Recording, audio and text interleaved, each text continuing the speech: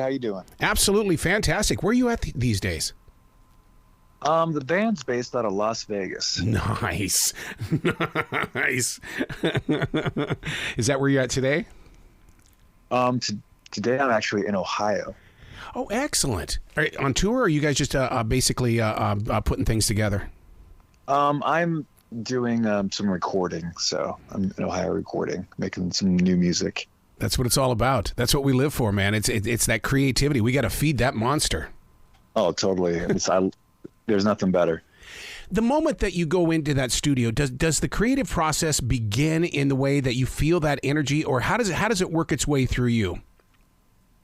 For me, it's like thinking and just let it flow. Right. When the coolest stuff happens, like when you overthink something, just kind of like, I usually trash that kind of stuff. It's like, it's not good enough. And just when you connect with that, I don't know if it's like it's something that's around us, and you just kind of connect to that energy, that frequency, and have it come through you. I think that's when the best stuff comes out. Is it a trust factor where you just got to trust it to happen? Yeah, I kind of. I mean, I guess I write songs all the time, so it's kind of like I love making music. I don't like. There's nothing I think I love more than just writing songs and playing live. It's just kind of just letting go. Mm-hmm, mm-hmm. What it's about. Yeah, I totally get that, because even while I'm binge watching TV, I've got a tablet right there in front of me, because I just never know when something's going to hit me. Yeah, exactly. Like last night, I've been working on the song, and I'll fall asleep and I'll wake up with this idea going through my head. And I wake up and record it. Like before I called you, I was actually where I was working on that idea. So, yeah, you never know when it's going to happen. Yeah. It could be sleep. It could be like as you're watching TV. It's crazy, like how ideas just like come through you when they decide to. I love the idea that you've given us two different versions of the song Breathe, the album version as well as the single version. I grew up listening to singles, and I didn't get into albums until way later on in life. But I love the idea that I have the power of choice here, and you guys started that. Oh, hell yeah, dude. That's awesome. Yeah, I mean, it's a different mix, and it has a little more energy. And, when we start working with Ron and stuff to release this new record, we wanted to put, we kind of like, we're updating some of the mixes, could have it coincide more. That's not the word I'm looking for. Coincide, congeal more with the other songs that we've done since then. Because that was one of the first songs we tracked. Really? Yeah. So once again, so many times people get confused that we think that music is, beginning, middle, and end. Put it away. But I mean, it came back. It came knocking on your door again. Yeah, it's I think the song lets you know when it's done. When you kind of get bored with working on it, or you just run out of ideas for it, that's when the song's done and it's time to put it out, and that's where the song's going to live. And you might, maybe years later, you might look back like, oh, I wish I would have done that differently, but it's about that moment in time. Well, what's really interesting about this song is the fact that anybody who's listening to it can see themselves in it, because it feels like that you're sitting next to us and you're going, hey, by the way, I just want to have a conversation with you, and then it's got that beat to it and everything like that. That just, to me, it taps into your mother's heart is the way that I look at it. When you've got a guitar and you've got drums working like that, it's your mother's heart. Hell yeah, dude, that's cool. Yeah, I'm glad we totally agree with what you're saying. You nailed it. To put it on a live stage, how do you work it out? Because, I mean, being in the studio is one thing, but when you've got to take it out there to that live stage.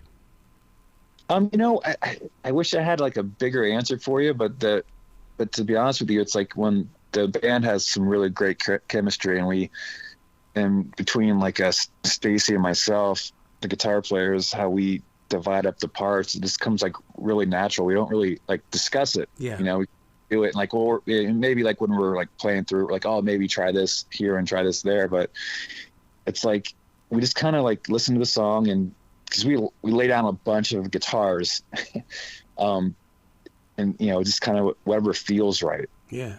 No, I totally get that, because in radio, if we're having a conversation in between the commercials, we always go, save it for the air. Save it. Don't blow it here. You got to save it for the air, and we've got to let it happen naturally.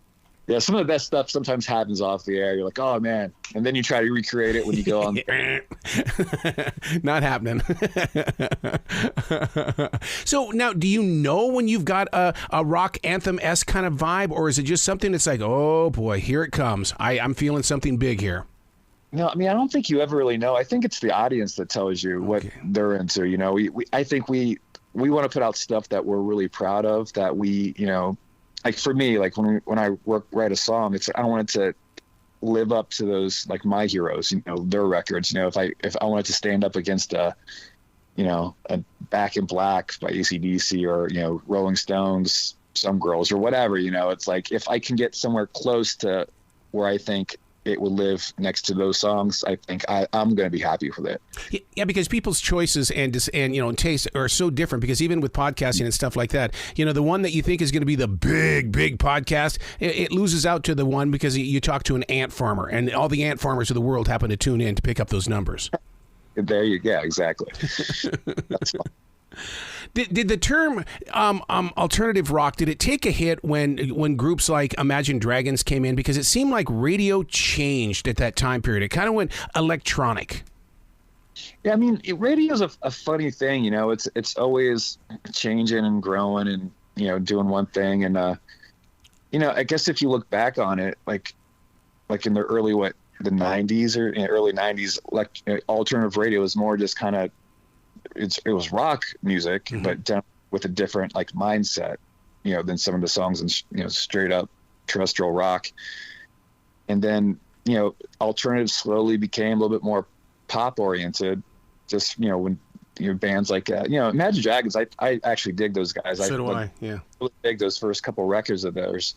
And they definitely, you know, they've definitely pushed the pop element more, but as like, you know, gotten bigger. So, I mean, I don't know. It's like music is weird, and like what I considered alternative maybe is not alternative anymore, but I don't know.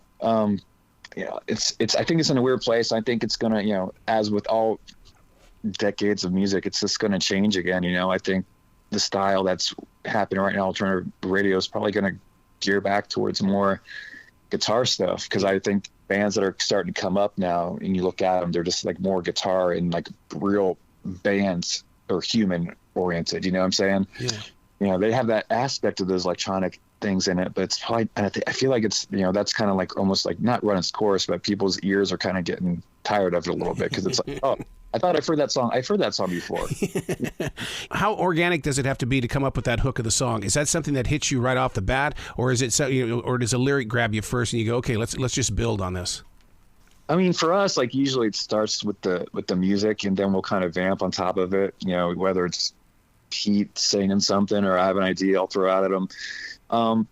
It usually starts with music, and we try to, I don't think there's any rules. It doesn't always go a certain way, but it usually starts with the music. Mm-hmm. Yeah. Sometimes Pete might start with the verses or, you know, and then, you know, the chorus, but the other day we'll work on a song. We definitely start with the chorus and the hook. Oh, and wow. I mean, and that's going to be, oh dude, it's going to be so cool. I can't wait. I mean, I'm already excited about the next record. I think we have some newer songs that I'm really excited about, but, yeah, I don't think there's any rules. I don't think there's any one certain way to do it.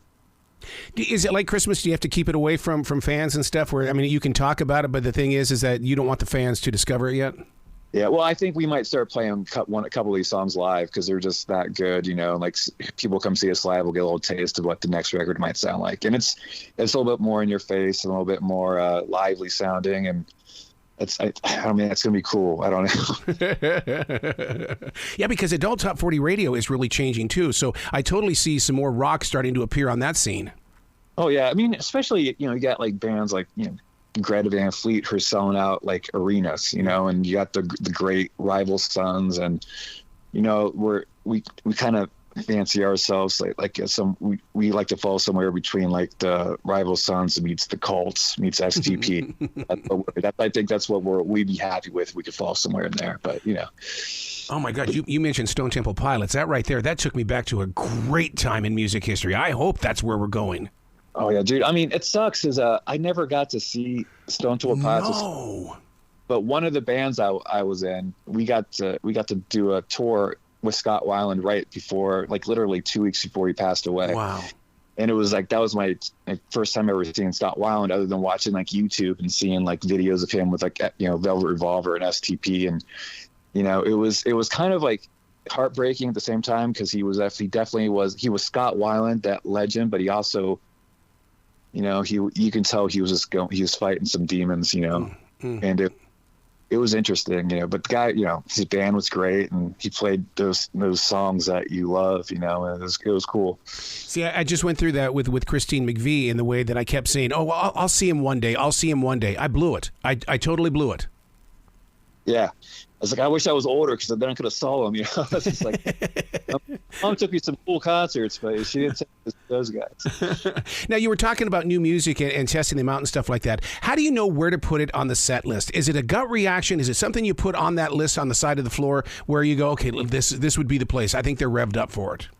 I think it's just, you know, when you're making a set list, to me anyway, like I try to go with vibe. Like I want to take the listener somewhere, you know, those people.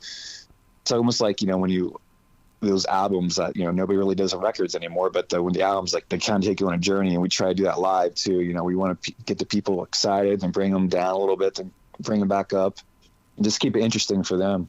Dude, I'm talking with bands that are actually doing their stuff on cassettes again, because they feel the nostalgia is there and that people will buy cassettes.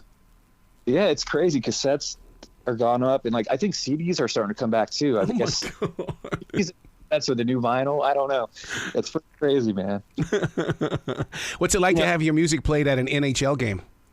Oh, dude, it's pretty wild. You know, it's like, you know, hockey's a big thing in Vegas. You know, well, this year, because our team's not the greatest this year. But you know, our first year it came out, we were kicking some ass. But dude, it's cool. But I think it's, I don't know, man. It's like I showed the video too, so that was kind of neat. Do you walk up to the DJ or the program or production director at the game and say, "Dude, thank you so much"? I think I tweeted him, because I couldn't find him because we were stuck in the stands. Isn't that weird? Now you know what it's like for us. So what website can we send people to give you guys lots of love and keep us up to date on the new music that you're doing, because you really feel the vibe on this next jump? Yeah, you go crashingwayward.com, then, you know, Instagram at Crashing Wayward, YouTube at Crashing Wayward, you know, anywhere, TikTok, it's all at Crashing Wayward. You'll find us. I love it, man. You got to come back to this show anytime in the future, especially when you start releasing the new music. I want to talk about it. I want to break it down. Dude, I would love that. I love talking music, and anytime you want me back, I'll be back in a heartbeat. Let's do it then, man. You be brilliant tonight, all right? All right, man. Thank you so much for having us.